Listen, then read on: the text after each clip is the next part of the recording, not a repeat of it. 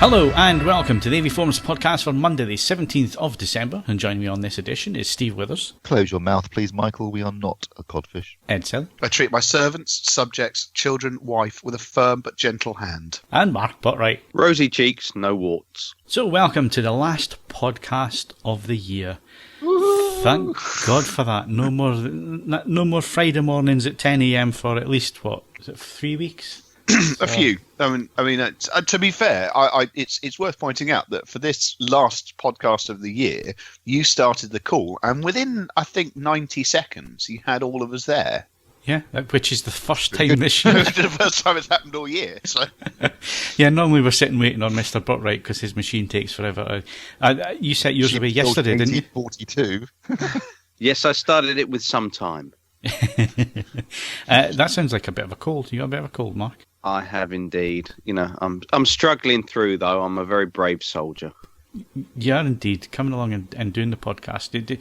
You've got the competitions to read out, and then once you've done that, you can go and have your Lemsip. And yeah, well, I've been doing some of these nasal rinses, and so that's an absolutely brilliant band, I think. Or was otherwise known cocaine.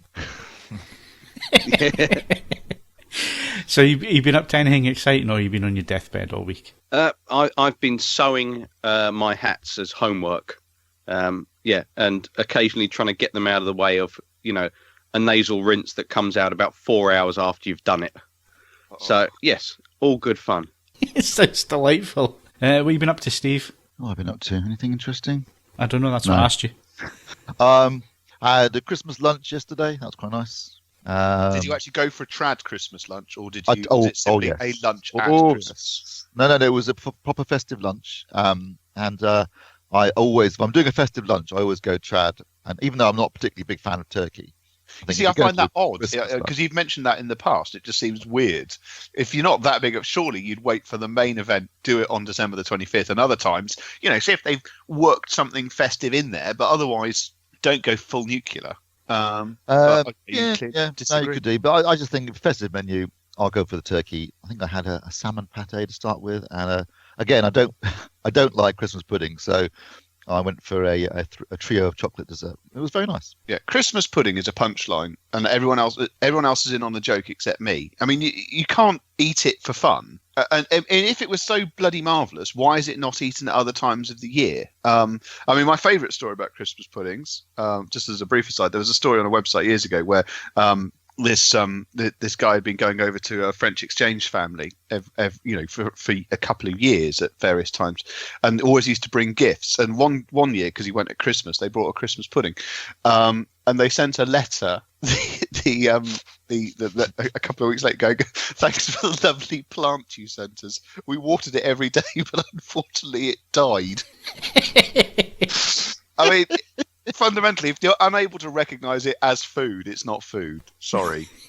I'm sure I've upset the Christmas pudding fundamentalists in saying that. But I've never been a Christmas pudding man. And funnily enough, in our family, when we have Christmas Day and all the rest of it, the only ones that go for it are those that are over 50. Everybody else is like, no, turn their nose. Those who remember the war, basically. Basically. You can't waste food. You can't waste food. No one likes Christmas pudding. I don't like Christmas cake. I don't like marzipan. I like the ice cream. That's about anything. I don't like Christmas cake. I'm not a massive fan of turkey. Mince pies were a huge disappointment when I was a child because there's no mince in them. And yep.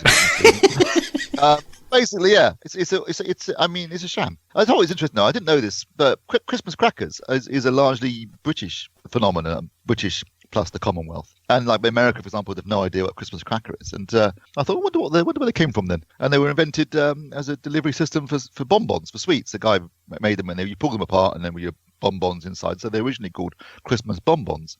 Then he added the cracker bit, the bit that cracked to the cap, and then had to make it larger because of that. And then thought, I could put other things in there, and that's how the Christmas cracker developed. But interestingly, in some parts of Australia, they are still referred to as Christmas bonbons.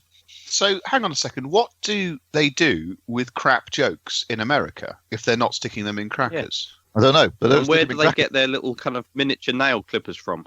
Yeah, or those moustaches that really painfully hang on in between your nostrils, don't they? And clip away really hard. Fake moustache. But where's that going now? Where am I going to get my tape measure this year?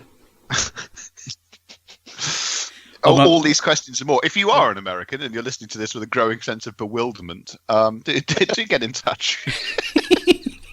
Well, the other thing is, talking about North American relatives, none of them know what a pantomime is. Have you ever tried to explain? Have you ever tried to explain that? So try and explain a pantomime. It's like it's a play for children with music where there's a woman dressed up as a man and a man dressed up as a woman. There's obviously audience participation. Yes, it is a bizarre thing, isn't it? Unique, and there's no mime. Yeah. Well, Americans, any mime. Americans do not get the whole cross-dressing thing, and it was something that Freddie Mercury fell victim to as well when they did the "Want to Break Free." Yeah. They just don't get that at all. This typical British humour. You'd think they would know it, at least from Monty Python, who couldn't get into a dress quick enough that lot, could they? In classic English style. Yeah, absolutely. Yeah. But, trying to explain a pantomime, it's, right. Yeah. So Christmas dinners must look a bit grim to them, though, after they've had, Thanksgiving, and we're all sat around wearing little paper crowns. It must look a little bit odd. Well, they have turkey for Thanksgiving, don't they? So what do they do for Christmas then? Turkey again. Is it turkey again? Is it? Because I know in Japan it's KFC. I don't think Americans go for the big Christmas lunch the way we do because they just had Thanksgiving, and also Boxing Day is not a holiday in the States, so I think it's less of a big deal for them. Yeah, Japan's a weird one. All going out to KFC. Yeah, I good news for KFC, obviously. I honestly thought that was a joke when I was told the first time, but no, it's not. It is a traditional thing in Japan that they order their KFCs for Christmas Day because they see it as being Western. It's a relatively recent tradition since KFC arrived, at least. Yeah. But I thought somebody was joking, but that's not the case. So I've had a really busy week.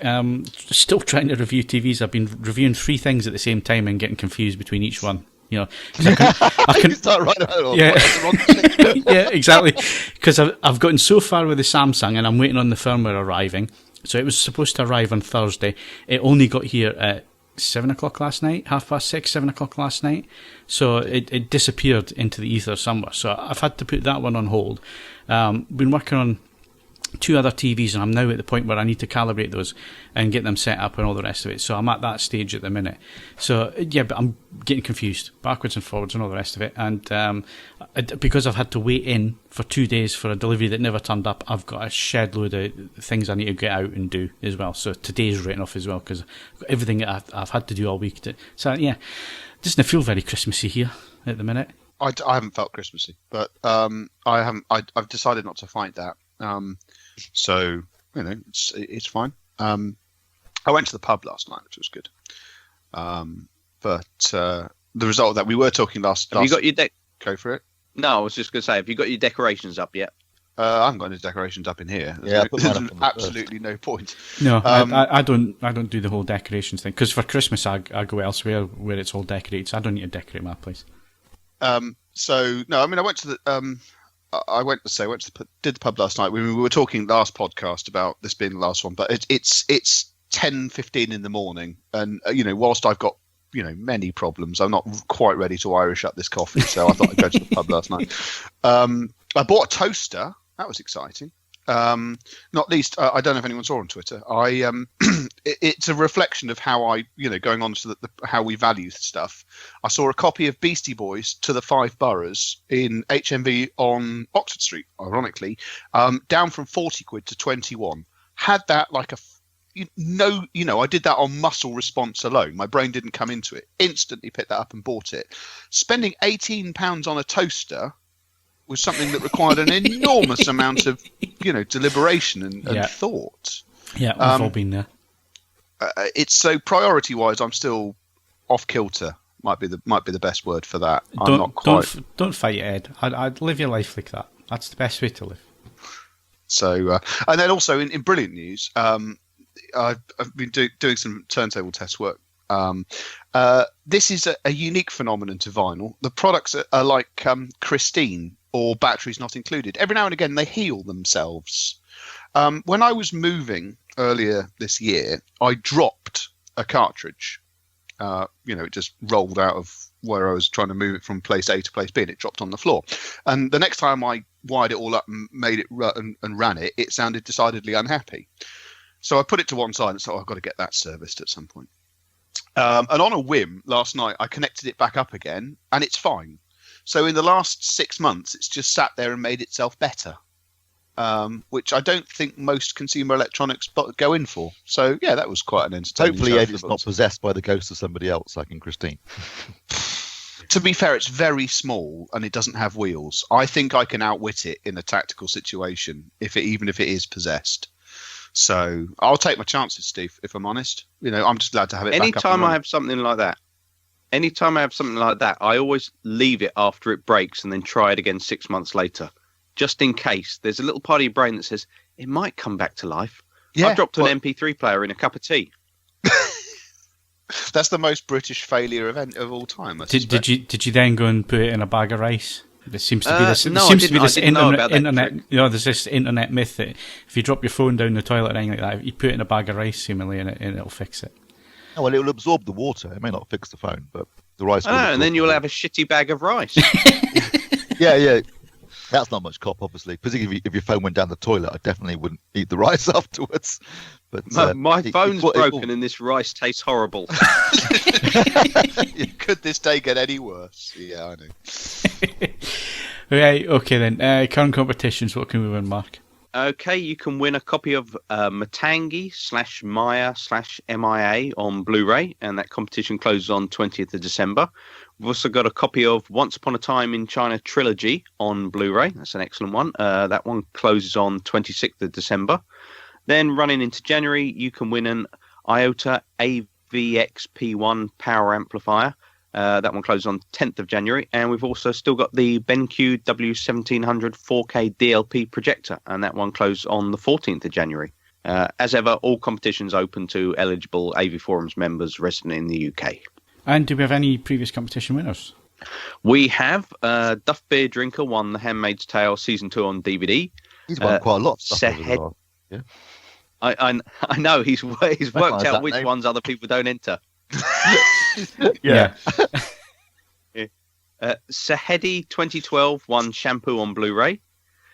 Number 6 won the Time Tunnel Complete Series on Blu-ray. Sleepy One won Lucky on Blu-ray. Kinect 595 won Project A and Project A Part 2 on Blu-ray. John Dickinson won Skyscraper on Blu-ray. And Furry Hobnob, nice name, won the Rambo Trilogy / Cliffhanger on 4K Blu-ray. Okay, congratulations to everybody that won something there. And if you didn't win something, there's competitions for you to enter there. There's 2 really cracking prizes there. That IOTA power amp, absolutely cracking for the money. You could win it for 9, so get yourself in for that one. And the BenQ W1700 is a cracking little 4K projector as well. Great value for money, that thing as well. So yeah, 2 really excellent prizes there and some Blu-rays to win. Right, that's competitions. That's what we've been up to. We'll be back with hardware news in a sec.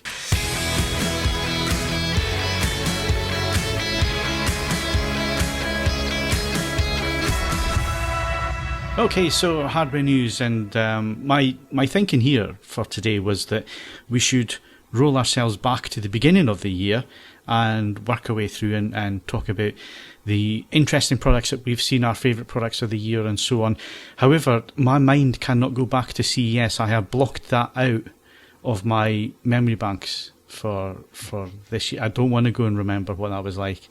And I am actually really, really worried that I get ill again when I'm out there this year, and I'm on my own this time. So yeah, but that time you were really ill and you were you couldn't get out of bed. I thought I was going to die that time. I really did think I was. I didn't think I was coming home. I thought I was going to come back to a dead body too. And I'm going to have to explain it to the police and talk to the hotel. No, but don't worry, I was going to go through your wallet first. I just get all the cash and then call the cops. You'd have been disappointed. In You would have been really disappointed if that was the case, because there's nothing in even the moths have left. In a compromising position too, just for paramedics to find. Yeah, no, it seems to be I think it's because you're stuck in a plane for 10 hours on the way there, and everybody's got colds and all the rest of it. So once you land, if you haven't got anything, you're guaranteed to have something by the time you land there. I can count on one hand the number of times I've been to see. I've done 13 years in a row, and I can count on one hand how many times I've been there and not been ill. It just seems to be one of those things. So I was going to cast our minds back, but Steve, you were seriously ill this year as well when you were there. So you've obviously blanked that out. So yeah, it wasn't a great start to the year, if we're being honest.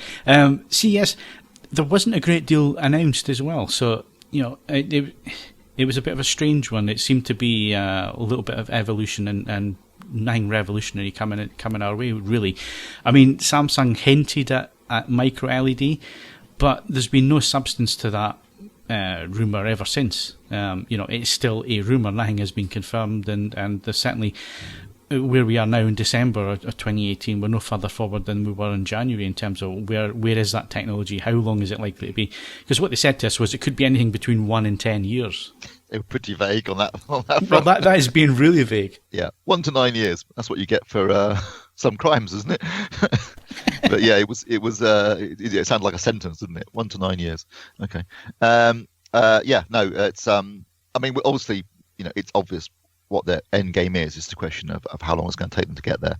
And in the meantime, of course, they're not the only ones working on this technology, because as we saw at IFA, LG also have their version of micro LED. I'm pretty sure Sony certainly in the past have shown it. Yeah, well, they had CES, and they had their C-LED. what do they call it these days? Their version of the wall that they've been doing for the last couple of years. C-LED, wasn't it? That's of a similar nature. Basically, the idea is it's a simple idea. Each pixel is composed of a tiny little nano LED, one for red, one for blue, one for green, and obviously that means you've got the absolute blacks, really high brightness, very wide color gamuts, wide viewing angles, and no danger of screen-borne image detection. So it's the best of all worlds if you can make it small enough and also cost-effective enough. So it's their crystal LED display system, or CLEDIS. CLEDIS, that's it, yeah. So there you go. I did a quick Google there. Sounds like a venereal disease. It does a little bit. Yeah, so, I mean, people should also manage their expectations, I think, for CES 2019. It's only a couple of weeks away. Well, I've seen a couple of weeks. It's about 4 weeks away now. I definitely think people need to manage their expectations, though. And we've seen that from CES 2018. There's this technology has been announced or demonstrated and so on, and people, because the internet's instant, people instantly expect that this technology is going to appear. If I was to put my neck on the line, I would say it's not going to appear in 2019, and certainly not in the form that people think it's going to appear. There will be progressions, I think, with LED, LCD technology, but I think people need to manage their expectations. But to be honest with you, I don't think people are looking too much in that direction at the minute, because there seems to be a real wave of excitement about OLED now, and certainly as OLED is getting cheaper, more people are buying into the technology, and its fan base seems to be building at the minute, Steve, and it's been a good year for the technology. Definitely. I think the previous year, 2017, was the year it broke through and really got a foothold, particularly at the high end of the market. I think now this year, with price reductions, it started to dominate the mid-range, and my guess, and this is only a guess, but my guess is that next year, with things like the new printing process for their print panels, they'll get the production cost down even further, and we'll start to see OLED become essentially a mass market product. I think for those of us who like picture quality, no question, OLED delivers a fantastic picture, whether it's with SDR or HDR. And if you're talking about what I've enjoyed this year in terms of products, I think I love the C8. So much so that I bought one, so I put my money where my mouth is. But I think they delivered a great TV this year. I'm very interested to see what happens next year, because I do sort of think that OLED has kind of reached its peak as far as features and brightness and performance is concerned. I really can't see what else they could do at this point. Well, there's quite a few things that they could do. They could tweak a lot of the things like motion. They can tweak features. Yeah. So the motion handling, they obviously need to fix the black frame insertion. There'll be other decontouring features. There'll be little tweaks and processing and the AI processor with the Alpha 9.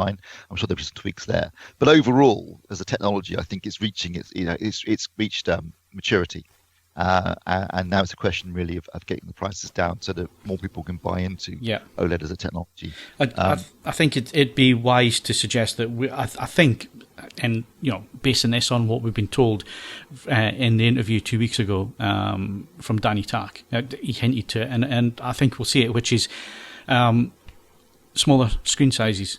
which I think is Yes, where that- OLED is really missing out. So I think we will see smaller screen sizes, so more of the general market consumers can then get involved and buy into the technology.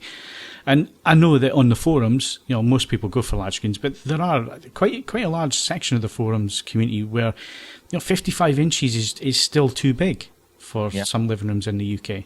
No, it's a regularly asked question, isn't it? What screen size is? And then people, you say the smallest is 55, and they go, oh, no, 49 would be nice, just that bit smaller. So I think we see some 49-inch screens that would definitely sell well. I think the mass market in particular, the general public, that to them 55 is still a huge screen. I know to the enthusiast that's almost not that big. I felt that. Bought a 55 last year. Immediately thought, should have got a 65. That was a mistake. Didn't make that mistake this year. Yeah, no, it'd be interesting to see what happens. I think with CES, and this is, I don't know about you think, Phil, but my experience over the last few years has been there's been less and less actual product announced at CES. It's been more a case of, this is the kind of thing we're doing. And so like Samsung, for example, this year, back in beginning of this year, they announced a lot of technology, but didn't really go into any deals on the actual lineup. That was announced a bit later. Sony, again, a few model numbers, but most of it was announced later at their UK event, which is usually only like in early February. Panasonic have their European convention early February, so they don't announce anything until then in terms of specifics. Philips, of course, have got their thing in January, so they'll announce all that. Obviously, they don't sell stuff in the States because that's owned by Funai over there, and the same with Panasonic. To a certain extent, they don't have a presence in the States either. So a lot of the things that we're interested in aren't really announced in detail. It's just kind of more of a general overview, and then we find out the detail within a month or 2 months after that. So yeah, I wouldn't. I think LG about the only manufacturer I can think of who do tend to come out with their whole lineup. Like, this is it. This is what we got. And usually they announce that over Christmas. So by the time you get to see it, it's already been released. So even that's not a surprise. So it's kind of like, I wouldn't expect, I wouldn't expect too much if previous years or anything to go by. I'd temper your expectations. Like I say, it's 13 years, 14 years. I'll lose count. But anyway, it's a long time that I've been going to this show. And when I went for the first 5 years of that, maybe the first 4 years of that, and certainly maybe one of the first shows you did with me, Steve, it wasn't an international show. It was very much US centric. You didn't get any of the UK personnel heading over there. I think the only company where that happened was Sony. I think Sony were the only ones that had UK representatives over there back in the day. It was a really US centric show, and over the last sort of, I would say 7 years, it's opened up and become a far more international show. And it's obviously drawn in more and more brands into that and lost some of the big brands, like Microsoft. Microsoft were a huge presence here. I rember going to see Bill Gates the first year I was there, his conference talk and that kind of thing. But that all disappeared. And it's kind of evolved, like you say, into it's still a showpiece. It's still the biggest event because it's at the beginning of the year. It's the one where you're going to get to know the roadmaps for the year ahead. You're going to get to see which direction companies are heading in and what technologies they're going to be working on and so on. But like you say, it's less on specific models at that moment in the year because they like to stagger the release. And it used to be that by June we'd seen all the TVs. Do you remember that? By June we'd reviewed everything, and then this year, if you take as an example, by June we'd seen almost nothing. Yeah, and I'm still working on TVs that were released only a few months ago. Like this 8K TV that was announced at IFA, Philips. And the Philips 903, which was launched at IFA.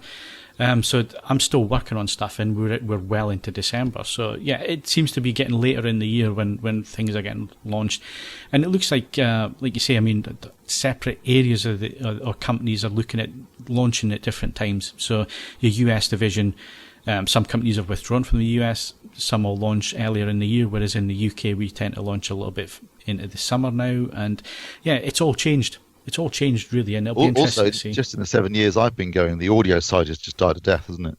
It has a little bit. I'm sure Ed can comment on this, but back in January, the Venetian was like a dead zone, wasn't it, compared to previous years? It was pretty embarrassing. CES has completely and utterly ceded the field to Munich for hi-fi. and doesn't seem to show any great desire to get that back. And it's also, if you know, for American audiophiles, Rocky Mountain. Yeah, well, I was just going to say Denver's the big show in the US for hi-fi. It has been for a long time, but I think companies have looked at CES and have looked at Denver and thought, no, we're going to go Denver, and Munich is Europe's big hi-fi show.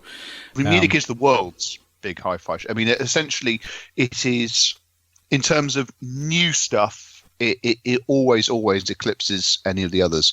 I mean, this year coming, obviously, I'm not doing CES this year. I'm weighing up ISE, principally because I haven't been to Amsterdam in a while. But Munich is the only one that I have to get to as a 2-channel audio person. You know, all the others are debatable degrees of niceness. I mean, if someone wants to take me to Denver, I'll work it out. But I'm not going to sponsor it off my own bat. Put it like that. Whereas I do pay for my own Munich trip. So yeah, no, it's interesting you mentioned ISE. I've never done ISE. It might be interesting to go and do it one year. And for people that don't know, that's the big trade show in Amsterdam. It's more custom install. It is, but it's evolving and starting to grab other bits with it. Because the last time I went, yes, it was just huge halls full of mystery boxes.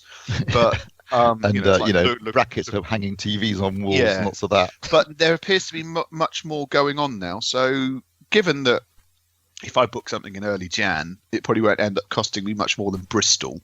Yeah. I'll probably give it a whirl, in fairness. I mean, KLM from Newcastle straight into Amsterdam and back again, I'm sure I could get cheap flights and go one year and have a look and see what's about. But anyway, get back. Dave, I said you could just even go for the day. Yeah, I was thinking that, work and come back, even if it's just to go and have a look at it.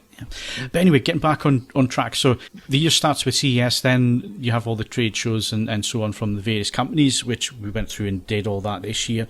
And then we had this, it seemed a bit strange because we had this quiet period in the middle where there was a World Cup on, but hardly any TVs made it to market in time for that event. I know, it was ridiculous, wasn't it?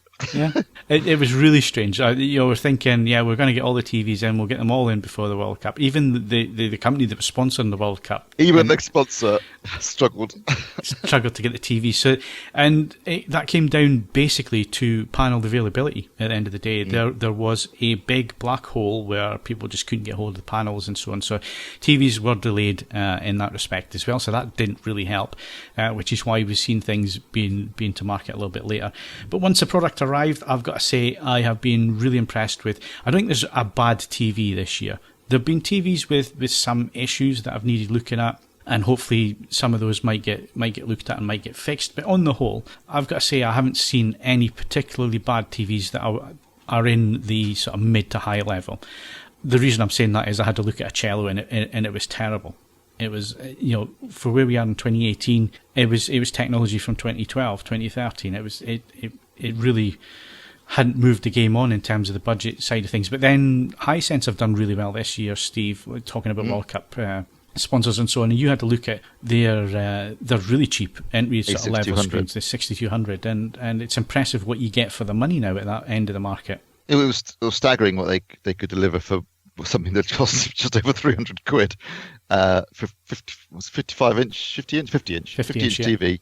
£370, I think it was when I reviewed it. Yeah, that's staggering value, but what really surprised me, what absolutely blew me away, was the level of accuracy out of the box, which is something at that price point you really want, because no one's going to pay £200-300 quid to get it calibrated when they've just spent £379 buying the TV. So you really are relying on the manufacturer to deliver a decent level of accuracy out of the box, and it did. It delivered a level of accuracy comparable to any other manufacturer at any other price point, which is quite remarkable, really, and a big surprise. Yeah. But good on them. Good on them for doing it. Yeah, and talking about budget TVs, like I say, I had a look at a cello, and unfortunately it just wasn't up to par. I think I scored that as a 3 or a 4. I think it was a 4, actually, for a 50-inch LED LCD TV. But one that did surprise me, and initially it didn't perform particularly well, that was the Electric 55 OLED. So this was an OLED TV. At the time, it was £850, which was a real bargain. On first firing that TV up, it was running on the Android TV now, not the Android TV that Philips and Sony ran on. This is like Android mobile TV system that was running on, so it was a bit antiquated, and the picture quality wasn't great when I first switched it on and so on. But I later found out there was an update, updated the TV, and I've got to say, for £850, It still didn't have gamma control, and it didn't have picture controls that we would like to see within the TVs. But for the money at that moment in time, it was a sign of where I think the market's going to move, and we've already discussed this. We think it's going to move in that way. It was interesting to see what 850 quid bought you, basically. It was an LG panel. It was a 2017 panel that it was using. Like I say, it was an Android mobile TV system it was using, so it was a bit slow and ponderous and so on. But you forgave it for some of the image quality that was available. It was just a shame that it had the same menu system as the Cello TV had, which was very basic, no gamma controls, very little picture controls. You either picked, the presets that were available, and that was it. You didn't even have contrast and brightness in most of them. It was only in the user. So that hamstrung it a little bit, but it was interesting to see where we were at that price point. Other TVs that's under about £1,000. We looked at the XF90 from Sony. That's a cracking little TV. It's obviously a lot cheaper than it was when we reviewed it. I think it was about £1,600 when I reviewed it. It's a hell of a lot cheaper than that now. If you look around, it's always best wait until sort of Black Friday, the end of the year, if you can wait for these things, because prices do drop. Full array local dim and backlight, 48 zones. And I've got to say, there was some slight DSE there, which you expect with a FALD backlight. You expect to see some of that. You expect to see a little bit of vertical banding as well, which was there. But again, that's a drawback of the technology. But in every other respect, black levels were absolutely brilliant. For that level of TV, I thought it did really well. It easily hit 120 nits for SDR. You're getting around 80,000 to 1 in terms of contrast. It had a nice screen coating which combated a lot of the reflections and so on. Video processing, well, you can't go wrong with Sony video processing. Scaling was absolutely superb. It was the first TV as well to introduce the X motion clarity technology, which is really interesting technology in the respect of that it uses black frame insertion, but it doesn't do it across the whole screen, so it doesn't lose the brightness level that you would by blanking the whole screen and having a whole frame that was black. The Sony doesn't do that. It moves it around the frame in terms of the light output and the light within the frame, and it's really, really clever the way it does that, and it blinks the backlight. So that's excellent technology as well. And I've got to say, in terms of performance-wise, with the local dimming and so on, it's not that far behind the ZF9 that I've just reviewed. And I've got to say, in terms of consistency, looking directly on, Steve, it gave the bigger TV a real run for its money, to be honest, in that respect. And input lag, like I say, it was 25 milliseconds for 4K, 1080p was 42 milliseconds. Sound quality, again, was really quite good. So, as an all-round TV, the XF90, if you have to have an LED LCD TV, that was a real contender this year. It was a really, really nice TV this year, and one of the first ones that I'd seen for a while in terms of Sony. Now, the only thing was that the Android system back then was not great. It has since improved now that it's onto audio. I've got to say that was my highlight in terms of LED LCD. I have lived with the Q9FN now. That was the first TV you had a look at the beginning of the year. Now, you awarded a reference status. I've got to say, in terms of LED LCD TVs, I still think it is one of the best LED LCD TVs you can get. But that doesn't mean it doesn't have its drawbacks as well, because there's no such thing as a perfect TV, is there, Steve? No, absolutely not. But I think as a reference point for LED LCD televisions, it certainly would be my choice for that. I think if you compare it to the competition, for example, the Sony's you just described, LG, or any of the other LED LCD televisions, I think, because Samsung are the manufacturer that is still investing a lot of money in LED LCD TV and still pushing technology, they're delivering the best overall results in terms of the local dimming, in terms of the black levels, in terms of the general performance, obviously in terms of HDR, because they're so bright. I mean, they're pushing the brightness levels higher than anybody else.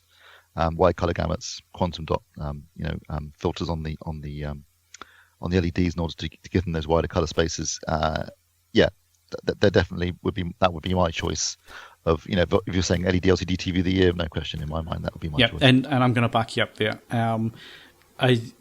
When did you review that? That would have been back in May, was it? Really early, May time. So we're nearly 9 months on now, and I'm going to back you up on this one. I personally wouldn't have scored it as a 10 out of 10. I know why you did, and obviously you said why you've done that. For me, it's a really strong 9. It has been updated throughout the year. which has been a good thing, because the local dimming, at times it was a bit aggressive, Steve, and with certain content, you were actually losing detail. It was crushing detail out of some scenes. And one particular scene with Sandra Bullock with the starfield, it switched off when she went into darkness, which wasn't great. But they it's one thing that they have said, that they will always update their TVs, and if they can update the picture quality, they will. And it's certainly something they're doing with the Q900 8K TV. It's at the core of what they're saying is that they're going to use machine learning and artificial intelligence to improve the image quality, and we've seen that because the Q9 has been updated throughout the year. Again, I had it sitting next to the Q900 recently, and I've got to say they were very, very similar in what they were doing. And that scene with Sandra Bullock is now almost perfect. It's for a local dimming backlight, it's almost perfect now, and it certainly brings out quite a bit in terms of shadow detail as well. It's one of the beauties of LED LCD, because OLED is so dark and is so black, it can crush some of the detail out of the image, because it is so deep. Whereas I've got to say the Q9, and certainly the Q900 with that scene with the starfields and so on, it brings out so much detail. It's fantastic. And the Q900, like I say, I was waiting on firmware this week. That was because there was an issue with the backlight. It was flickering and pulsing and so on, and I showed Steve a video of what it was doing as well, just so I could explain it to him what I was seeing. And they fixed it. I uploaded the firmware last night, and it's fixed that issue straight away. So that is really encouraging to see that the manufacturer is listening to what's happening, and that they want to fix the issue, and they want to develop the product and make the product better. And I've got to say, from where you were in May to where we are now, I would say the Q9 FN is certainly improved from where it was back when you looked at it. The only issue they really, for me, need to fix is that the contrast for HDR is about 3 clicks too high, and because of that, it tracks a little bit too high on the PQ EOTF. Now, that's only an issue because we can see it in the graph. You look at it on screen, it doesn't burn the issue out, the image out. It doesn't overbloom the image. The faces don't suddenly look like people are over tanned, which was claimed elsewhere about how it was tracking the PQE2F. It was just slightly bright. And like I say, 3 clicks of the contrast down, and it fixes that issue. It tracks perfectly. And it does that on the Q9 FN, and it does that on the Q900. And obviously I fed that back to Samsung and said, if you lower it by 3 clicks on the control, it actually tracks perfectly. But there's no harm in the out of the box preset. It's just a little bit brighter. It doesn't mask details. It doesn't clip details out. And I've got to say, the one of the highlights for me has been the Q900. And the reason why is I think it's too early for 8K. I've ended up loving this TV. I really, really like it. As an LED LCD TV, I think it stands up there with the Q9 FN. I'd even say it's better than the Q9 FN in terms of its local dimming and the way that it handles shadow detail and all that kind of thing, colour-wise. And the main thing for me is HDR. I think it's the best HDR image I have seen from any display so far this year. The resolution thing, I've had some 8K material to look at now, and yes, there is but it is a slight upgrade on 4K. It's kind of like going from 1080p to 4K in terms of resolution. There's that little bit of an improvement, but it's not night and day like it was from 576i to 1080p. It's not as big a jump as that, but the resolution is there. The thing for me is pixel density as well. It does make a difference. The only unfortunate thing is the SD material, I think, is unwatchable because it is just so soft, and it's just going to get softer the larger screen sizes you go up. But I know that Samsung will work on that. They will work to improve their algorithm to improve how that looks. But SD, you haven't got a lot to work on anyway, and it's such a calculation to fill in the gaps. Yeah, if you just do the maths and work out how many pixels there is in an SD image and how many pixels there is in an 8K image, and then realise how many of those pixels it has to basically guess or create. Yeah. So it's always going to look soft. But some channels, like Dave in SD, I would say is to me unwatchable on that screen. Whereas I think that applies on any television. Yeah, probably. You're probably right. But yeah, that was the only downside I could see was that. I mean, obviously, if you move off axis It's a VA panel. It's going to suffer if you move off axis. That's one of the drawbacks of the technology. There's nothing you can do about that. We've seen Sony try to solve that problem and just add more problems. So stick with it. That is the technology, and if that's what people want, people buy into it. And I think VA is the way to go if you want those black levels, if you want that shadow detail, if you want the local dimming to work the way that it does. And I think, like you say, Samsung have been investing in the technology to try and improve it, and it has improved. Yeah, absolutely. And I'm sure they're still working on it, and hopefully we'll see further improvements. But I've been impressed with what they've managed to do with LCD. You think it's been around a long time.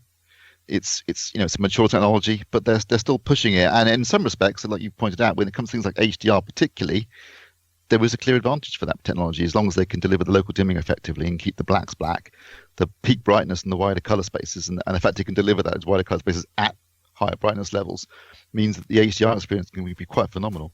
Yeah. That's what's impressed me the most, I've got to say. Having lived with OLED for a number of months, and been reviewing those, it was a real sort of wow moment for me with that TV. Plus, it is so bright with the peak brightness. Now, I think do they? I'm not sure what the market the 65 as. I know that the 75 is supposed to be 4,000 nits, isn't it? The 65 they class as HDR 2000, so the implication is that it's a 2000 nit TV. So I think that is, isn't it? It's 2075 I measured, and that was in the most accurate D65 mode as well. Yeah, I think what they generally said to me was 3000 nits in in a dynamic mode and 2000 in an accurate mode. So that sounds about right then from what you're saying, and that certainly applies to the Q9 as well. With the 75 and 85 inch versions, they claim HDR 4000. So they were saying 4000 as 5000 nits dynamic and an accurate 4000 nits, but that's not what I've been hearing fed back to me from people. That's not what I got when I measured the 85 inch, although they did say at the time that was using a different power supply, and therefore they expected to be brighter when it finally actually hit the shops. But people that have bought, say, the 75 inch and tested it are saying they're getting kind of similar numbers, 2000-ish for accurate modes. So I don't know what's going on there, because if it isn't doing 4000 but they seem to be implying that in their marketing, that's a bit naughty. Yeah, well, we'll wait and see, because you're going to get 75 inch in January, in the new year. So we'll get the results when Steve has a look at that one. So wrapping up on the TVs, I've left the best to last, and that is OLED. And obviously the market has moved on. And the thing that surprised me this year, Steve, and the thing that I've enjoyed this year is the competition that's out there. There's now your poison. You can pick your poison when it comes to OLED. If you want complete accuracy, if you want a really cracking home cinema TV, Panasonic are doing some fantastic screens. The 802 and the 952 this year have been superb TVs. And again, there's no such thing as a perfect TV. The only downside I can see there is that they don't do Dolby Vision, and they will not do Dolby Vision, which is going to eat into some of their sales, I would imagine. But if you look at the prices for the 802 at the minute, the FZ 802, and the only real difference is that it's not THX 4K, and it doesn't have the speaker bar. It has everything else that's on the 952. So the prices that I've seen it going, £1,200 I've seen it going for the other day, for a 55 inch OLED TV. That's cracking value for money. Yeah, that's crazy prices. When you consider how much of didn't you review a 30 inch OLED? No, it was a 17 inch or something like that. How much did that cost? Oh, it was about £10,000 back then. It's ridiculous. Yeah, where we've come, it's fantastic. So yeah, really like the Panasonic line. Sony's AF9 is another superb TV. Now, it does things a little bit differently. Again, from what LG and Panasonic and Philips are doing in terms of with HDR.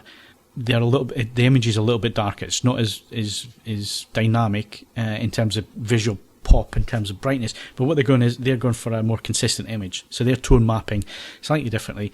And when you see them side by side, the Sony is that little bit dimmer in terms of its brightness. But then what it's not doing is it's not doing aggressive ABL, which is a positive, really, because what happened this year certainly with the C8 was you got a little bit of brightness pulsing happening until they fixed it recently with firmware, because it was dimming too late. It was changing the ABL a little bit too late, and it was quite noticeable between some scene changes. So yeah, the AF9, and the other thing with the AF9 is the sound quality is fantastic. That acoustic surface, they've developed it a little bit more this year, and I've got to say it's probably one of the best sounding TVs I've seen, and that's in stiff competition because I've got the Philips 903 here at the minute, which has the Bowers and Wilkins soundbar, and I would put the Sony above it. I think the Sony, the way that it creates sound is absolutely fantastic. So yeah, there's lots to choose from there. I mean, if you want a budget screen, the LG B8, the 55-inch, it's getting close to £1,000 now. If you look around, which is again, for what you're getting, it doesn't have the Alpha 9 processor in there. It uses the Alpha 7 processor. But to be honest with you, I don't think a normal consumer is going to see a massive difference in picture quality, to be honest with you. It is a cracking screen to pick up there. And the only other ones that really need to be mentioned are the Philips, the 803 and the 903. Philips like to do things a little bit differently from everybody else again. So in terms of competition, I think it's been a fantastic year, Steve, for picking your poison when it comes to OLED. You have a choice of what you want to go for. Yeah, I mean, I think every manufacturer, pretty much apart from Samsung, obviously, are now doing OLED. There's a couple of manufacturers that I know are talking about doing it at some point. Hisense were meant to release an OLED TV this year. Yep. I don't know what happened there, but I know they're certainly looking at it and thinking about doing it, and other manufacturers too. So, like I said earlier in the podcast, OLED has reached maturity. It's becoming a mass market product. Everyone's doing it. Yes, there's only one source for the panels, LG Display, but every manufacturer's putting their own spin on it, as you just said. So you've got your choice. Prices are plummeting. It's only good for the consumer, isn't it? You've got more choice, lower prices, and hopefully smaller screen sizes, and we'll see OLED become, I suspect, that the mass market TV of choice next year. Yep, and we have our editor's choice for TVs coming up soon as well. So I realise we spent a little bit of time on this, but I think TVs are important. Ed will disagree, but I think they're important. So we've covered all of our thoughts for TVs this year. Very quickly, projector-wise, I thought we were going to see more native 4K projectors this year. That was the case, but we're not going to see them next year. I think that basically sums it up, Steve. Yeah, unfortunately, we won't be seeing it until February or March. But at least what we saw at IFA, it'll hopefully be worth the wait. It's my demo of the year so far. Well, it's going to be my demo of the year because we're almost out of 2018. But I was really impressed with the JVC. That was the £15,000 one, wasn't it? That was the N9. It was impressive. But unfortunately, they seem to be having a little bit of supply issue at the minute. So hopefully we will get to see them soon. But in terms of this year's projectors, I've got to say, really impressed with the Sonys. They have upped the game where they've kind of been stagnant for the last few years, and it has been a complaint of mine that they have sort of stayed the same. This year they've narrowed down their range. They've gotten rid of some models that they didn't really need to have, and the range now it looks healthy. I've got the 270 in for review at the minute. That review will be coming up soon. I've already reviewed the 570, which I think for the money is a really, really nice projector. It's going to do well in the custom install side of things, and we're waiting on the JVCs. And I've got a £25,000 one turning up for Christmas. So Sony said, congratulations, you're lucky you're going to have a 25 grand projector over Christmas. No, I'm here, but I'm going to have to work, aren't I? Because they want to pick it up on the 2nd of January. So I'm going to have to review that. We'll probably write it on the plane. So that's display covered with. So let's move over to audio. And I know Ed has seen some cracking audio this year, but what were your highlights, Ed? Do you know what? I'm in the very privileged position because I have a limited number of slots in a given month/year. I can pick and choose stuff that I already think is going to be pretty damn good. People accuse me, you give everything a badge. That's because we pre-sort. There's simply, life is too short to bring stuff to your attention that we don't think is any good. So almost every single component I've looked at this year has been startlingly good. I have accrued the best of the best in the editor's choice of 2018, which is on the front page now. Things that really, really stood out, the name Unity Star, simply because it's just one of the most complete things I've tested in donkey's years. It does so much and it does it so well that, I've been living with one as a piece of test equipment for the better part of the year, and it's it's ridiculous that I've got a rather more expensive and ornate system sat in a big yellow self-storage. I don't miss it for the most part. It's good enough It's more than good enough. It's brilliant almost all of the time. And the simple joy of, turning on the television and it just pops into life via the HDMI ARC connection and just bolsters my television performance as well. That was a really impressive thing. Sennheiser HD800S headphones. It's a meat and two vegetable product. It does exactly what Sennheiser says it does, but it just does it astonishingly well. You sort of reach the end of the reviewing process and you think, well, the list of faults is, I could write it on the back of a stamp. It basically begins and ends with the fact that £1,400 for a pair of headphones is a lot of money, but they were outstanding. And then product of the year, the Dynaudio Special 40, just ridiculously good. As I said in the piece, there's very, very few things which will be all things to all people.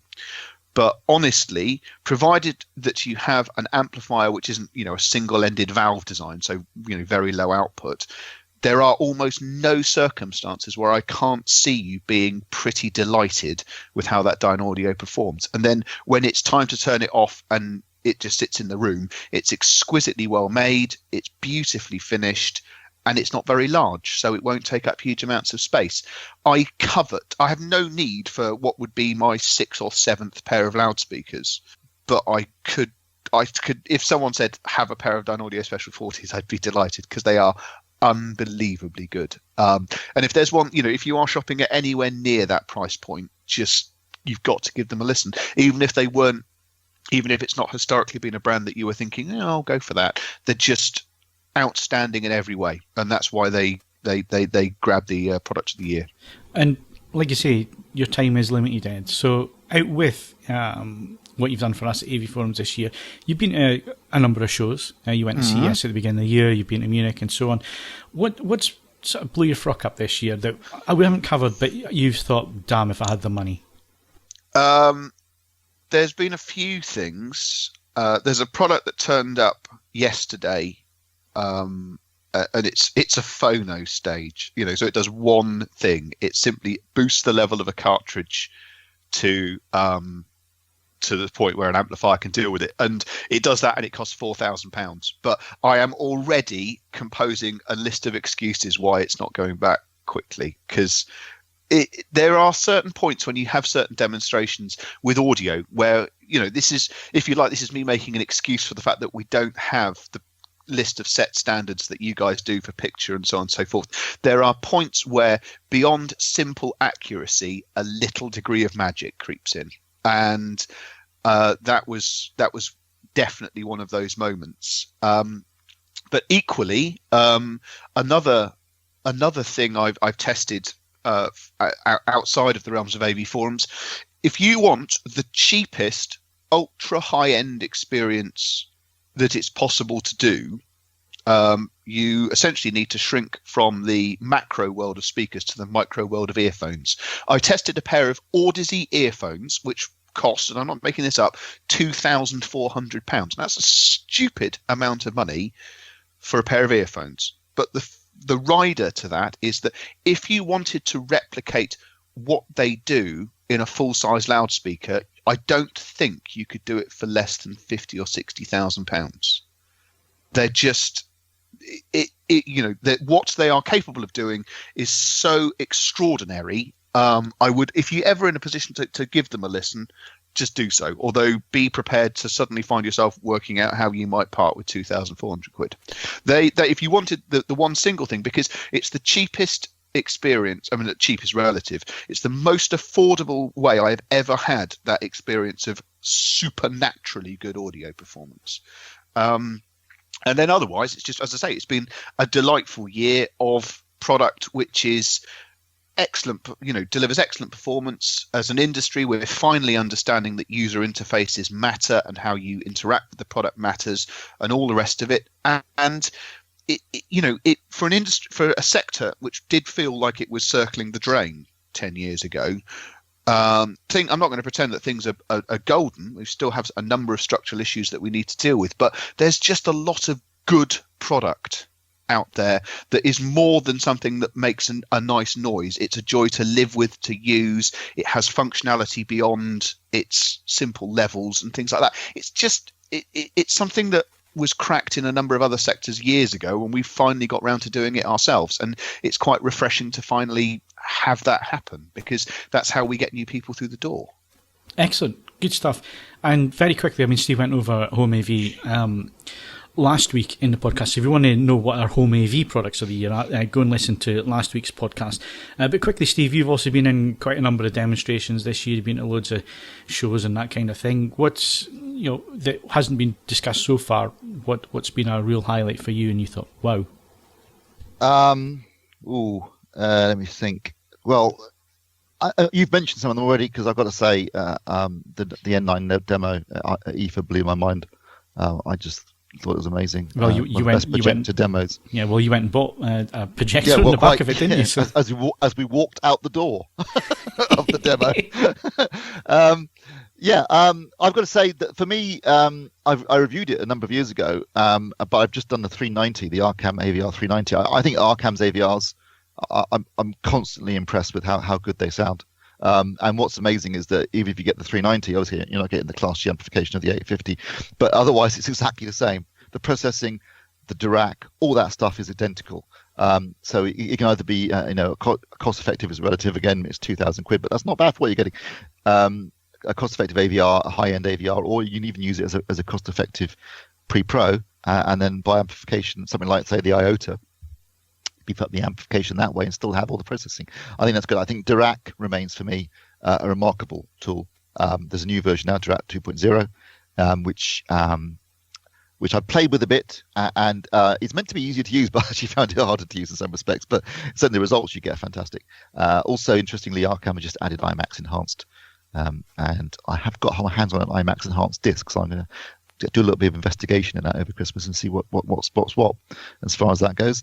Is it porn? You no, sounding it's very cagey about what it is. It's just a documentary about the South Sea Islands. So and speaker wise, I've got to say, I mentioned it last week, but soundbar wise, no question in my mind, the Samson HWN 950 is the only soundbar that delivers a genuine 7.1.4 immersive audio experience, and it's the only soundbar I've ever heard where I thought I could live with that rather than an AVR and speaker package, which is, I think, saying something. So that's definitely worthy of mention. And speaker-wise, it's not gone up yet, but the review's written. I've got to say, the Ellipson Atmos system that I reviewed, again, really impressive, particularly since you can put together a 7.2.4 system with upward firing drivers for around $3,000, which I actually think is really good value for all that, and really impressed in terms of performance. So there's been some good stuff. It's been a good year, actually. I think AV-wise, overall, it's been a good year. And I think what you can get now in terms of image quality, I mean, Phil, you've seen some of the cheaper DLP projectors, for example. I did have a look at the TK800. BenQ. I was gobsmacked at how good it was for 1,000 quid. Yeah. As long as you're not expecting. Again, it's managing expectations. Yeah, but yeah, for the money, the kind of system put together for a few grand now is quite remarkable. If you're on a budget, that doesn't mean to say you have to compromise as much as you would have perhaps in the past. No, I mean, I was saying 13 years I've been going to CES. The amount of change that has happened in that time is gobsmacking. I mean, the big thing that was happening the first year I was there was HD DVD versus Blu-ray. That was the big hot potato that year. I remember being in the Toshiba press conference when I forget the lady's name, but she got up and basically said they'd lost the battle. And so we've gone from there to where we are now. It's astounding where we are in terms of quality, and the big screen that year as well, and I saw it behind closed doors, was the 8th generation Pioneer Plasma. So it just shows you how far we've come in that time. And like you say, what you get now and the money you're paying, whether it's hi-fi, whether it's AV, it's cracking value for money in terms of performance and what you can do with this stuff.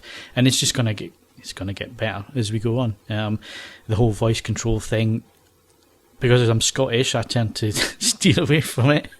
But that's going to be the next revolution in the living room. Absolutely, voice control and AI. That's going to be all over the shop at CES, isn't it? Yeah, absolutely. That's going to be the big thing this year, right? So I think we've covered everything. We've gone on a bit longer than we expected to be there. So we're going to have to cut some stuff from the running order, but we can't go on without having Ed's favourite albums of the year. So Ed, on you go. Right, there's two answers to this.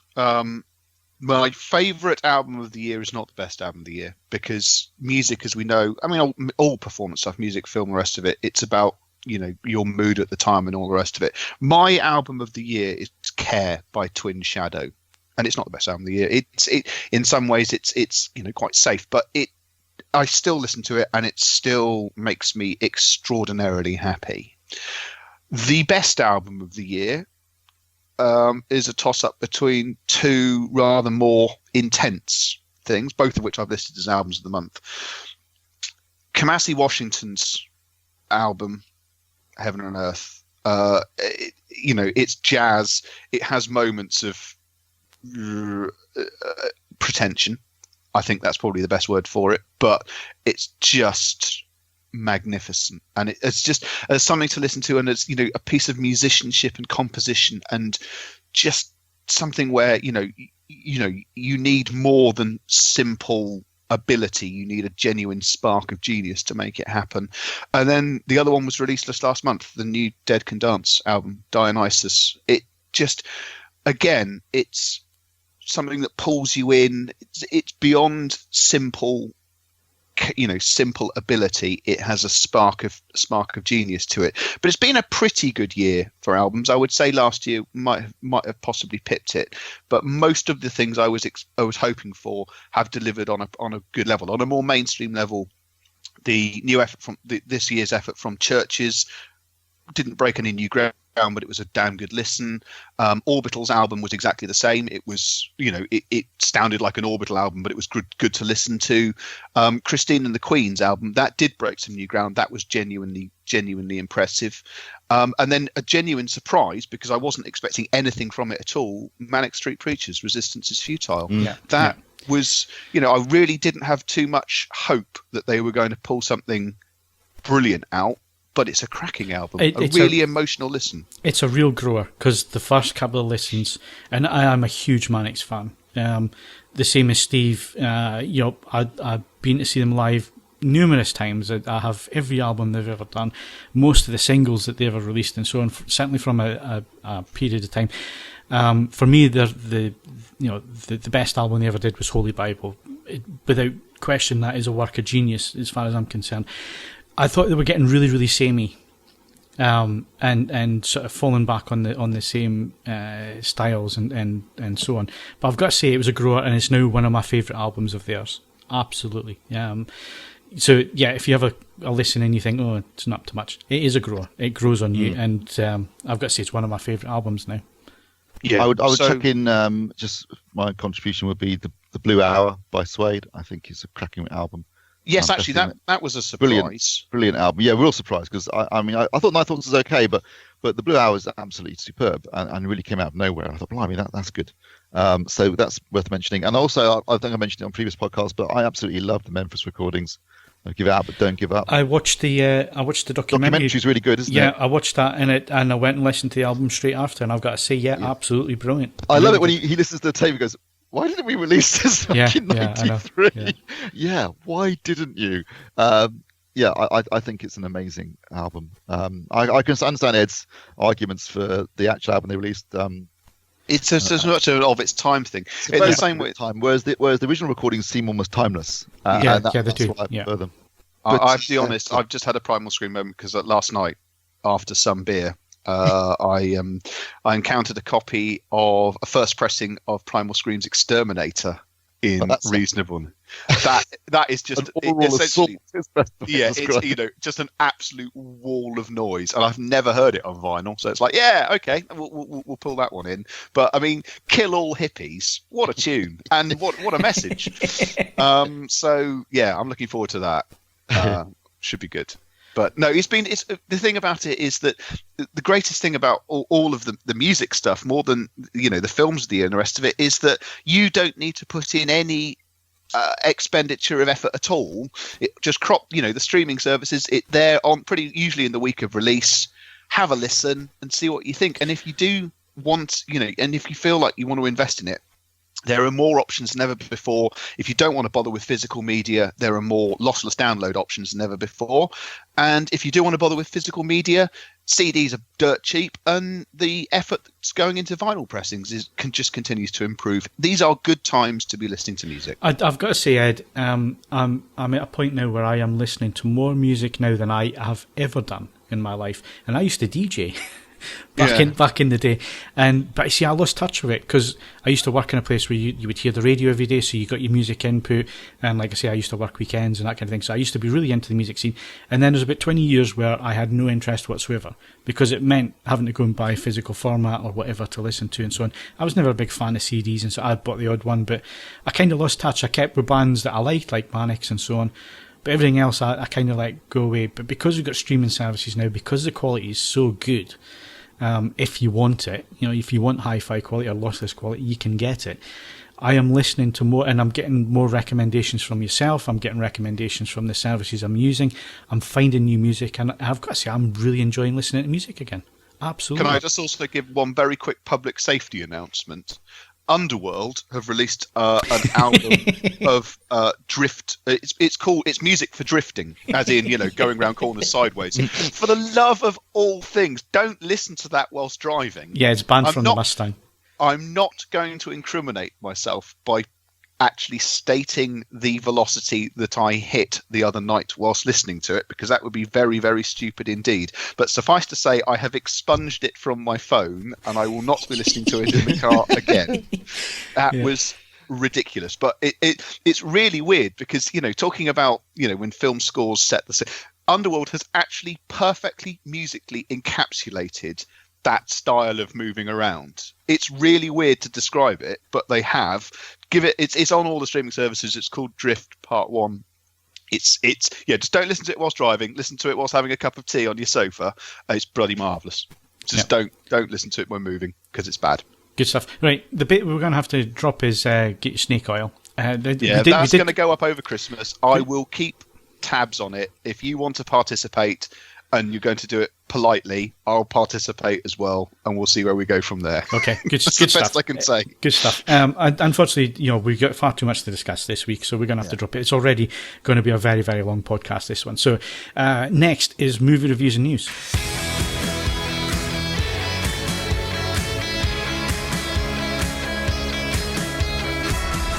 Okay, so moving on to movie reviews and news, and like I say, we're already well over time, so we're going to have to rush through this. I know it's not perfect, but bear with us because we're looking at a feature-length episode. So our favourite films of the year, I'm going to let Steve kick off with this one because he's probably seen the most of everybody here.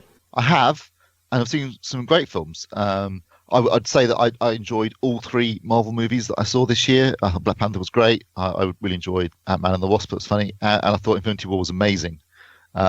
Just the fact they managed to marshal so many characters and deliver that ending in a big budget, blockbuster summer kind of movie is incredible. But it's not my favourite film of the year. My favourite film of the year, without a doubt, the one I had the most fun at the cinema, the one I just really enjoyed, was Mission Impossible Fallout.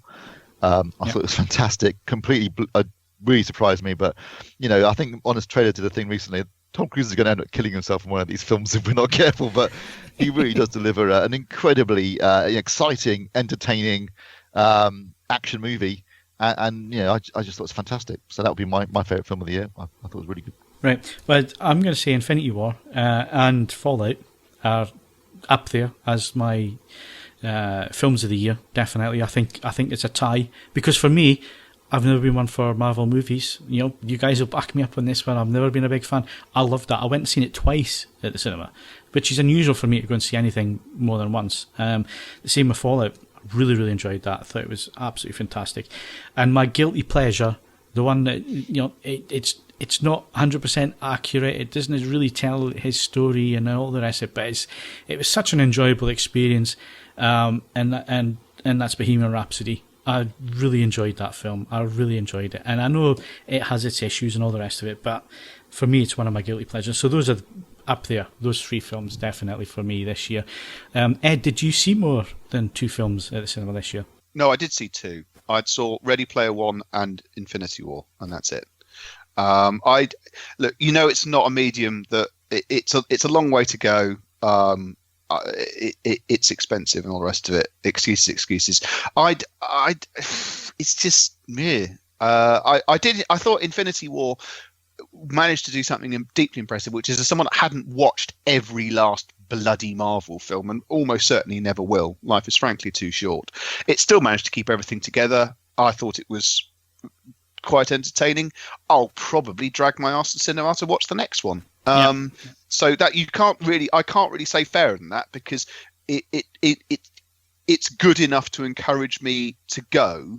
And I think Star Wars has stopped being able to do that. I'm not even 100% sure I'm up to speed on the Fast and the Furious universe. So it's if you want the whole concept of event cinema, it's the only one left which is enough of an event to make me go. Okay. I'm sure we're missing loads out here because, like I say, I haven't prepped my this week. I was so busy. So, while we're sticking with our favourites of the year, before we go to Steve's reviews, let's do our discs of the year, because I haven't bought many, Steve. You bought loads. So all of them. Yeah. Well, now, let me think. So the problem is, there's been so much that it's hard to sort of pick and choose. I'm going to go with... as far as I'm concerned, in terms of disc releases, I loved the John Carpenter releases that were done. I think Studio Canal's done a lovely job of delivering beautiful box sets for Escape from New York, The Fog, Prince of Darkness, and They Live. Lovely restorations, look and sound fantastic. So they're all really good. I thought that Warner Bros. Did a bang-up job with 2001. Just an incredible restoration and a lovely set that they've released there.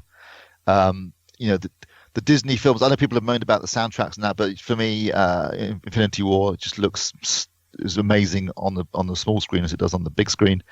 So that was another great release for me. I mean, this has been an expensive year for me. There's been so many. Some of the back catalogue stuff, Steve, has been really good. Stuff, yeah.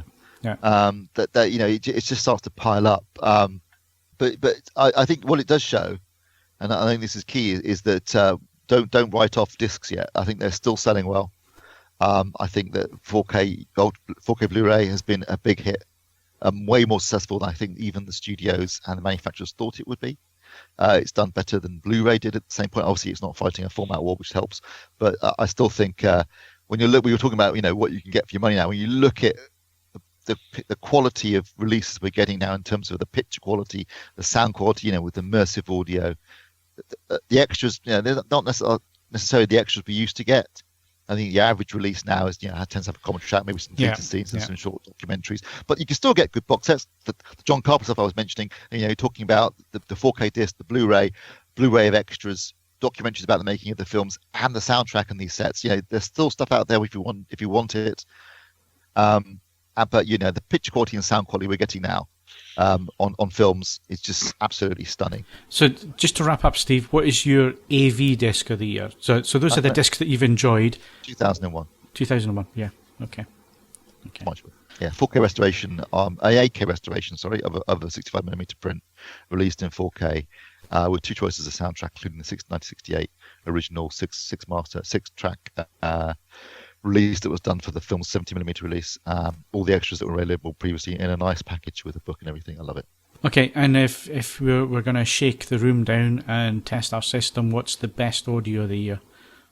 Ready Player One. Okay. I think Ready Player One's soundtrack was absolutely incredible. The opening race alone, you got a very immersive mix, use of the overhead channels when he's driving backwards underneath the racetrack, and then Kong arrives and there's thumping bass and no music as well. Hey? There's no music in that scene as well. No, isn't. But the film opens with the use of jump, which is really good. If you want music in your film, I think that's. Sorry. I will another mention. Sorry for soundtrack for the use of silence and dynamic range. A Quiet Place is an amazing soundtrack. Dynamic range is such an underappreciated. Yeah, exactly. In all medium, to actually Absolutely. go from.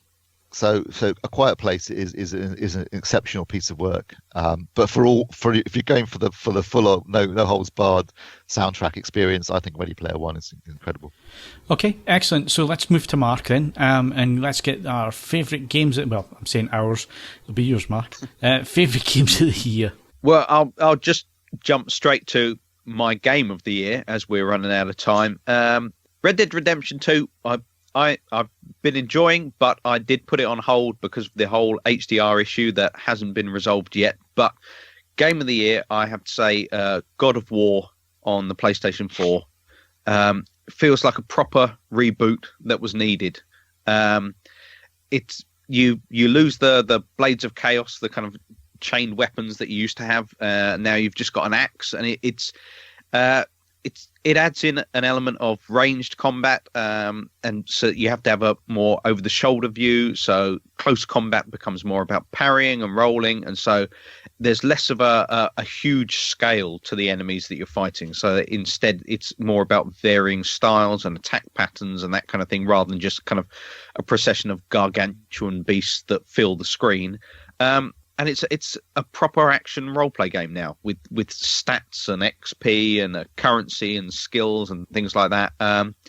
It's not a true open world title like some people expected it might be, but it's one that can be explored in more of a kind of a Metroidvania fashion where you've got secrets and you'll be doing a certain amount of backtracking, and as new abilities are unlocked, it'll unlock new paths for you.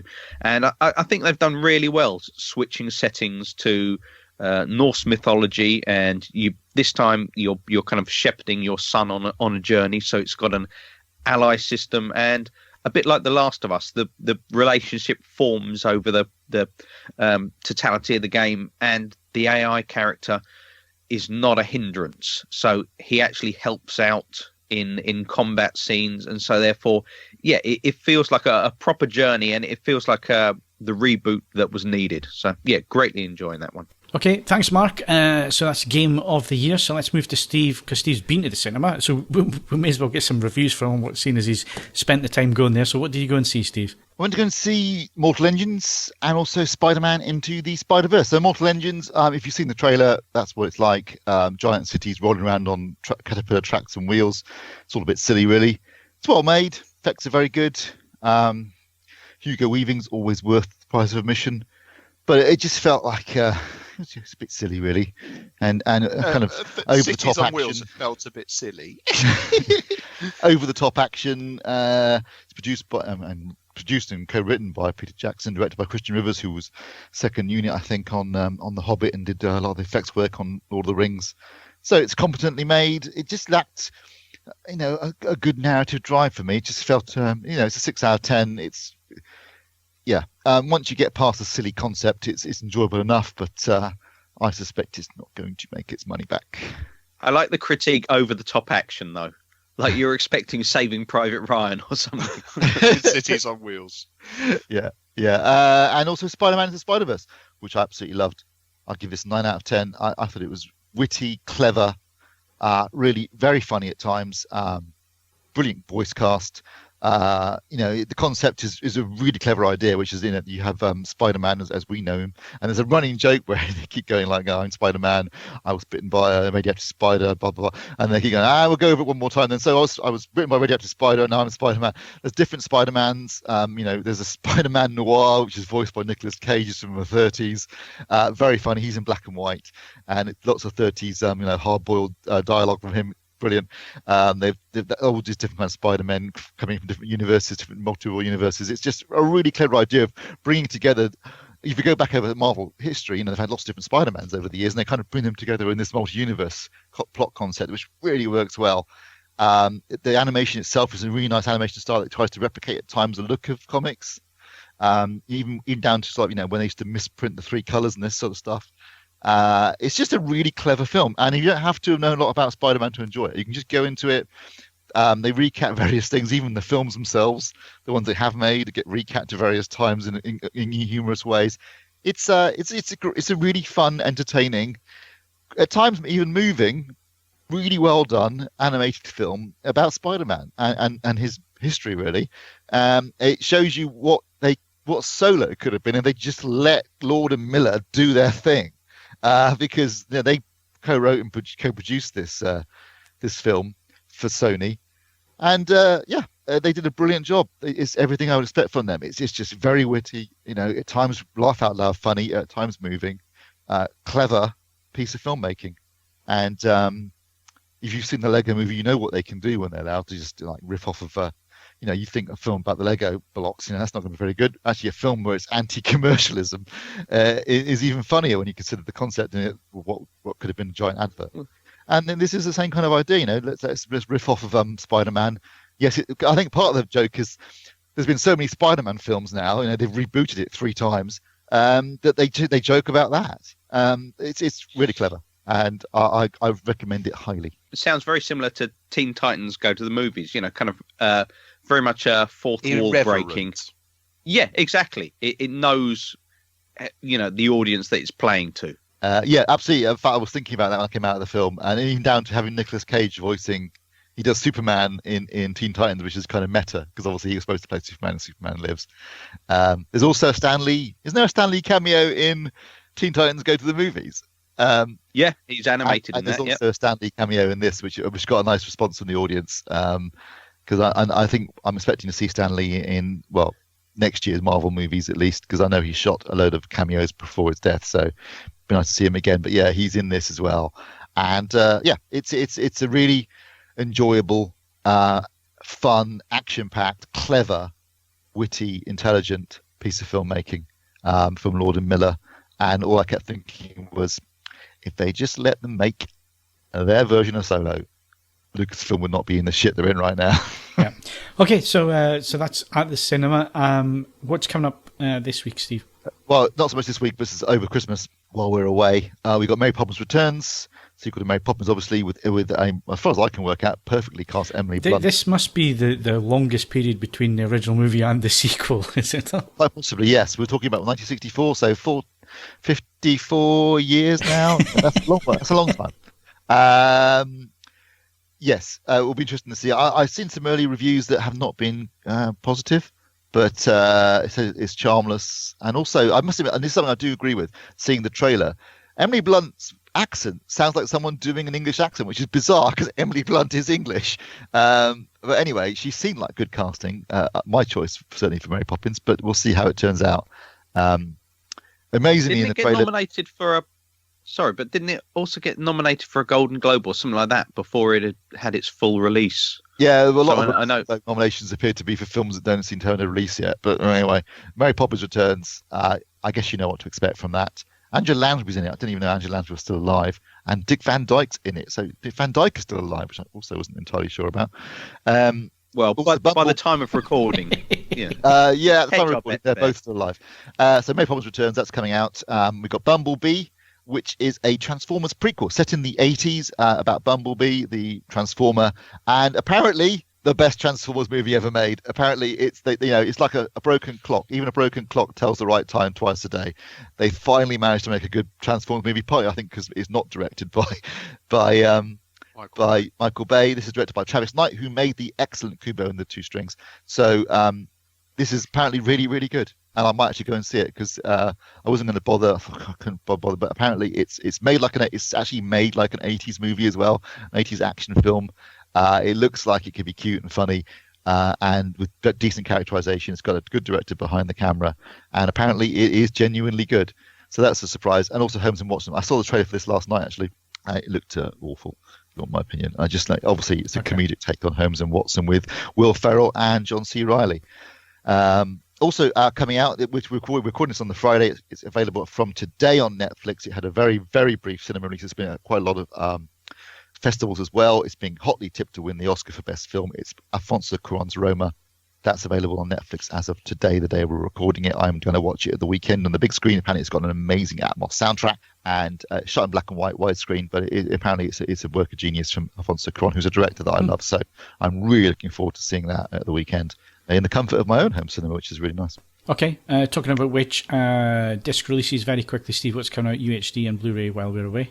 Okay, we got BlackkKlansman, Spike Lee's film about a true story about a black guy who infiltrated the KKK with the help of a white colleague who was actually Jewish, played by Adam Driver. That's had really good reviews. It's certainly an interesting story, and I think it's got an angry message, which probably at this point in time, given what's been happening in the States, is a message worth listening to. That's available on Blu-ray and 4K disc. Got Spy Who Dumped Me, comedy starring Mila Kunis. About a woman who's going out with a guy who turns out to be a spy. That's available on Blu-ray and on 4K disc as well. We've also got Mechanic Resurrection out on 4K disc. This came out in the States on 4K disc, I think, last year in 2017. So I saw it ages ago. Actually, I quite enjoyed it. It's a no-brainer kind of action movie with Jason Statham. Also out on Blu-ray, Threads, which was shot on 16mm. It's had a restoration and a 4K and a Blu-ray release coming out this week. When the podcast goes up. Threads is about a nuclear attack on Sheffield. It is without doubt the most terrifying, depressing film I have ever seen. It's dark it's just absolutely, if you want to see how awful a nuclear war would be, this rams it home with a sledgehammer. It is grim beyond belief, but worth checking out just because it is a consummate piece of filmmaking with a horribly dark message. Also available. Have you ever been to Sheffield? Yeah. That was before the bomb dropped. And also out on Blu-ray is Black Mirror Season 4, which is brilliant, but you can watch it on Netflix. And there should be a new season out quite soon, I think. But Charlie Brooker's brilliant, absolutely brilliant. And these were fantastic stories. And so that's out on Blu-ray as well. Okay, so to wrap up this feature-length edition, we're going to do our favourite TV shows of the year, and I've got to say it's been a cracking year for TV, Steve. Whether you've been watching Netflix, Amazon, or traditional terrestrial TV, I think terrestrial have felt the competition because they seem to have upped their game a little bit when it comes to drama. They have. I mean, they're under a lot of competition now when you've got Amazon and Netflix chucking some serious dosh at their shows. Netflix, interesting. Netflix have had a good year. I think. Well, personally, they had a whole bunch of Marvel shows, but interestingly, they've all been cancelled now. I guess because Disney are shifting, going to have their own subscription service soon, so that a lot of this stuff is now being stopped quite publicly by Netflix. I guess because they don't want to make shows for the competition. But I enjoyed season 3 of Daredevil. I thought it was excellent, really good. I enjoyed Jack Ryan on Amazon. It's nothing groundbreaking, but he had a good budget. It was exciting to watch, and I enjoyed it. I really enjoyed. I think it was something you watched, Mark, The Alienist, which I finally got around to watching, and I really, really enjoyed. Looking forward to the second season of that. It hasn't come out this year. Was it this year that I watched Mindhunter, or was that last year? Because that was brilliant, and I really can't wait for the new season of that. But there's been some good stuff on BBC. They've upped their game, I think, because of the competition from Amazon and Netflix. So I really enjoyed Little Drummer Girl. I thought it was excellent with a fantastic cast. But their own homemade shows have been good this year as well. I'm really, really enjoying this season. I'm sure Ed will be next one too. But MasterChef The Professionals has been an absolutely brilliant season this year. And we find out the winner tonight. So on day of recording, tonight's the final. And it's a strong lineup. 4 very, very good chefs. Hang on a second. Day of recording? No, this comes out on the Monday, so it'll be the start of finals week. Oh, is it next week? Is a whole week to go? Yeah. Oh, I thought it was tonight. Well, they've got to go from 4 to 3. Oh. And then they've got to go to the restaurant to do, the restaurant of insanity from somewhere in the world, which they choose from, and then it's the final cook-off between the 3 of them. Ah, right. So we've got a whole more week to go yet. Excellent. Even better. It's going to be the serial killer Scotsman, on balance. Because the younger guy, who looks like the bloke in Blades of Glory, is just... The creepy Scotsman's got an extra 6 years of experience, and I think that will show in the end. You don't think Ollie might sneak it then? No, it's between. They're just between the two of them. That when they get something momentary, fractionally wrong, it's like the end of the world for both of them. They are operating at an absurd level, and it's going to be between those two. I'm probably going to be wrong, but that's how I see it. And obviously, Dynasties was amazing. Yeah, I was going to say that's my favourite of the year. That, and I really enjoyed Westworld Season 2, even though it was a bit bewildering to start with. And it didn't seem narratively. It seemed a little bit lost. That was on purpose. In fact, there was an after-credit sequence on that. Was there? Yeah, I didn't realise that. I watched the whole bloody season, and then it was only this week that I noticed one of those things pops up on YouTube, and it said post-credit sequence from Season 2 Westworld. I thought, hang on. So I popped that on, and there's a really important plot point that there's at the end of the credits. Right, I'll have to go and watch that then. Go and watch it, Phil. Yeah, because it does slightly change the whole bloody season. Oh, right. I better go and watch. But yeah, it did for a long time though. I've got to say, up to about episode 4 or 5, it felt very lost. It was flipping backwards and forwards so much in time frames, wasn't it? And you're thinking, like, come on, guys. Yeah. It did all come together at the end though, quite well. Yeah. I enjoyed it. Yeah, it did. It made sense. It was fun. I didn't enjoy as much as the first season, which I thought was brilliant.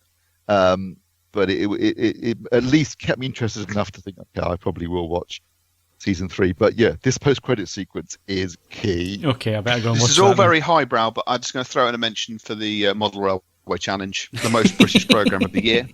Well done, Channel 5, for just finding niches of niches. I love you. Yeah. I've got to say, again, Horizon on BBC is obviously well worth a watch, and I've been blown away by BBC4 this year with it. Some of their music documentary stuff has been fantastic. Speaking really, of which, really good. tonight, as they are recording, new series from Neil Brand about movie musicals. Oh yeah, his show's fantastic. Yeah, and I'm really, really looking forward to that. That's because the one he did on he's done a couple now on music generally, and also movie music. And this is movie musicals. I cannot wait to watch this. I think it'll be really good. Yeah, I'd forgotten all about that. Thanks for reminding me, Steve. So yeah, big shout out for them. Mark? Several I've mentioned before on BBC. Snowfall, a kind of crime drama about the birth of crack cocaine in 80s LA. It's nicely shot, very kind of sun-drenched locations, but it's the way it feels very much of the period. Solid cast, interesting stories, and kind of multiple strands of crime around cocaine and how it affects different kind of communities and stuff like that. And so, yeah, very much enjoyed that. On Netflix, Haunting of Hill House, again, a more recent one, but purely because I don't think it necessarily stands up to great scrutiny, but I liked the idea of taking, rather than, you've got a lot of crime series that have this longer format on the streaming services, taking a horror and applying the same kind of techniques. So yeah, very slow pace, but it felt fresh in the terms of it was framing a supernatural story against the backdrop of a family drama. So I thought it did a lot of things very well.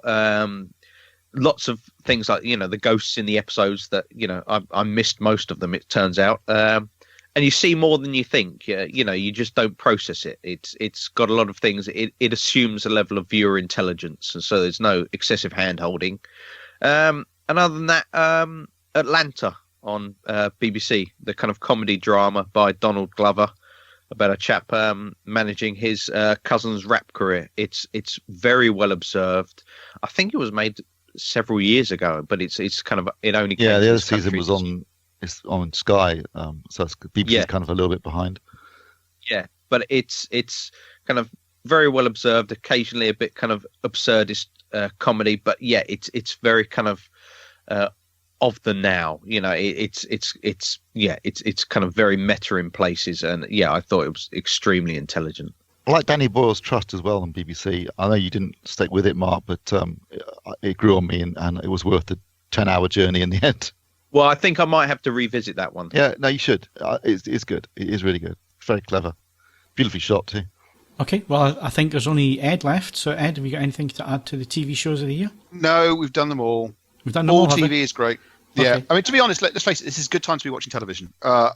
There's this whole complaint, there's nothing on. There's never been more of a lie. It doesn't matter across all of it. There's just some cracking stuff. It doesn't matter whether you want to watch a good documentary, get stuck into some really high quality drama. It's all great. And if I actually stopped listening to music for any length of time, I'm sure I'd enjoy more of it. Yeah, Grand Tour's back in January as well.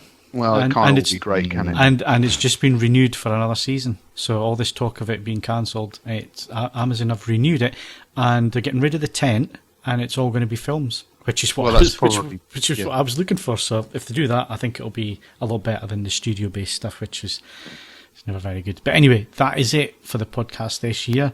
Christ, that's a long podcast. Thanks very much for listening. With the editing. Thanks for listening. If you've managed all the way to the end, well done. You've been brave. And I guess all we need to do is wish you a very Merry Christmas and have a very happy New Year. Enjoy yourselves. Enjoy your AV. Plenty of excuses to watch films. Use the projectors. Use your TVs. Use your sound systems. All the rest of it. Hope you have a great time. That's from me and the guys here. And my thanks to Steve Withers. The Constable Responsible. Ed Selley. I'm never sacked. And Mark Botwright. Still better than a finger in the eye. Don't forget, you can follow us I thought I was going somewhere else. Yeah, so did I. I was thinking, thanks, I'm another edit. Don't forget, you can follow us on Twitter and Facebook, bookmark AVForums for latest reviews, news and video, and of course leave us a 5-star rating on iTunes, but only if you enjoyed the show. I'm Phil Hinton, thank you very much for listening, and we'll see you straight after CES in 2019.